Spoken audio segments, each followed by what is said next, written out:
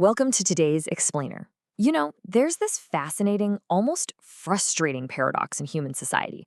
Usually, when we give people a ton of freedom and fiercely protect their human rights, it actually makes public security so much harder to maintain. It's just a reality of the world. But what if there was a place that completely broke that rule? A place with world-class safety, but also incredibly high civil liberties? Well, today we are zeroing in on Taiwan. It's this incredibly rare anomaly that proves, hey, you don't actually have to trade your freedom just to feel safe walking home at night. Okay, let's dive into this. We're going to cover a few key things. First, the security-liberty trade-off. Then we'll look at Taiwan as a rare anomaly. After that, we'll break down their tech and economic stability, how they build incredibly high police trust, the role of culture and self-discipline, and finally, wrap up with some actionable lessons for other nations. So, part one, the security-liberty trade-off. Let's talk about why freedom usually makes crime a tougher nut to crack. To really get this, we need to look at what academics call the governance trade-off. Basically, this is the idea that when you protect civil liberties, stuff like your right to privacy, you are inherently tying the government's hands when it comes to surveillance. Think about it. If the state can't watch your every move, it's way harder for them to prevent or catch criminals. Studies in journals like Surveillance and Society show us that when countries try to crank up security with massive data sweeps or strict checkpoints, personal privacy and well-being take a massive hit. And you can see this trade-off play out completely differently depending on the political system. Research from the Journal of Comparative Economics lays it out pretty clearly. Authoritarian regimes, they have intense social control, which means very low street crime, but the price tag is extreme limits on your personal freedom. Democratic regimes, on the flip side, prioritize due process. You get presumption of innocence and high personal freedom, which is absolutely crucial for human rights, but it often leaves the door open for higher rates of minor crimes, like petty theft. So the academic consensus is that this whole dynamic is super complex, non-linear really. As sociologists often point out, if you go the route of excessive repression, sure, you might get surface-level safety, but you totally destroy freedom. But on the other end, total anarchy destroys safety, which means you're never truly free from fear anyway. Finding that sweet spot in the middle? It is incredibly difficult. And honestly, that's exactly what makes our case study today so important. Which brings us to Section 2, Taiwan, the rare anomaly. Let's look at a society that completely flips this script. Get this, according to the Numbeo Global Safety Index and a bunch of other international rankings, Taiwan consistently ranks in the top 4 worldwide for safety. But here is the kicker. They do this while operating as a vibrant, noisy, open democracy with massive protections for civil liberties and free speech. It's almost unheard of. And it gets even more impressive. Taiwan maintains a major crime clearance rate of over 90%. Basically, if a major crime goes down, they are catching the person who did it almost every single time. That near certainty of facing justice is a massive deterrent, and it proves without a doubt that you can have highly effective law enforcement without trampling all over the human rights of everyday people. All right, Section 3, Tech and Economic Stability. How on earth do they actually pull this off? Let's start with the absolute foundation. Sociologist John Braithwaite has this brilliant concept. He argues that the fundamental solution to crime isn't just about harsher punishments or throwing away our freedoms. It's actually about reducing the wealth gap and eliminating systemic oppression. And Taiwan is a prime example of this in action. They have relatively equitable wealth distribution and plenty of job opportunities.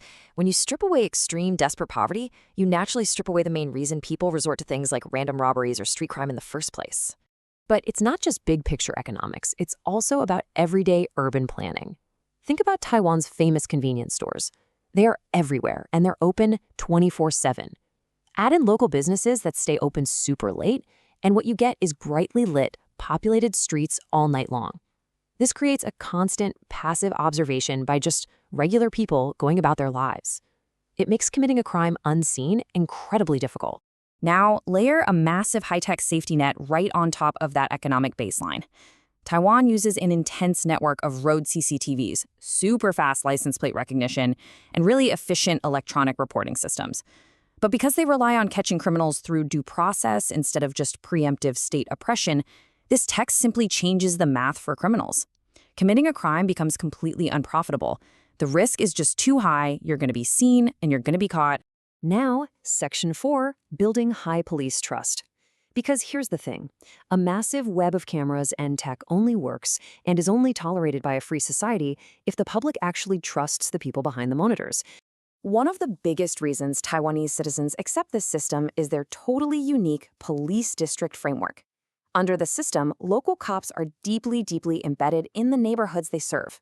They're constantly interacting with residents and local village chiefs. So instead of feeling like some distant occupying force, the police are seen as genuine, integrated community partners.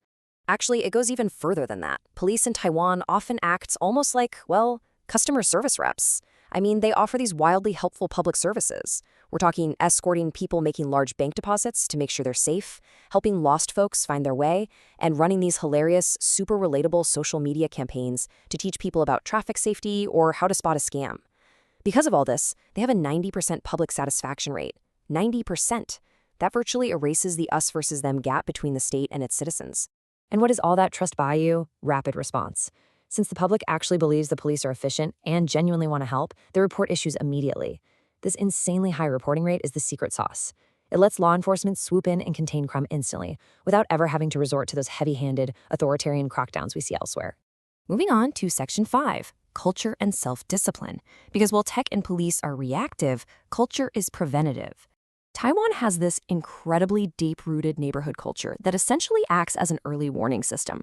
You've got tight-knit community patrol teams and that traditional network of village chiefs we mentioned earlier, which means neighbors are literally looking out for each other. This kind of intense social cohesion stops a lot of street crime and even domestic violence right in its tracks, way before it ever needs to escalate to the police. Plus, even though Taiwanese people enjoy massive personal freedoms like freedom of speech and movement, the society itself is guided by really strong cultural restraints. It's this fascinating blend of modern civic education and traditional Confucian philosophy that puts a huge premium on social order and how you're perceived by your peers. People are internally motivated to keep the peace. That moral compass keeps random, destructive behavior remarkably low, which takes a massive weight off the formal justice system. So, Section 6, Lessons for Other Nations. What can the rest of the world actually learn from Taiwan's success here? We can really boil this down to 3 actionable pillars. First, the economic pillar. You've got to shrink that wealth gap and build vibrant, populated public spaces. That removes the underlying motives and the dark, empty opportunities for crime to happen. Second, the structural pillar. Embed your police into the community as helpers, not just strict enforcers. And third, the technological pillar. Yes, build those high-tech safety nets, but, and this is absolutely crucial, ensure they are backed by intense public trust and rock-solid due process, not state oppression. Which leaves us with something to chew on today. Think about how your own country handles this freedom versus security trade-off. Does your society rely on the threat of harsh punishment to force people to be safe? Or does it rely on community, trust, and solid economics to naturally foster that safety? Taiwan proves that if you get the balance right, you really don't have to choose between being free and being safe. Thank you so much for joining me for this explainer. I hope it sparks some amazing conversations for you.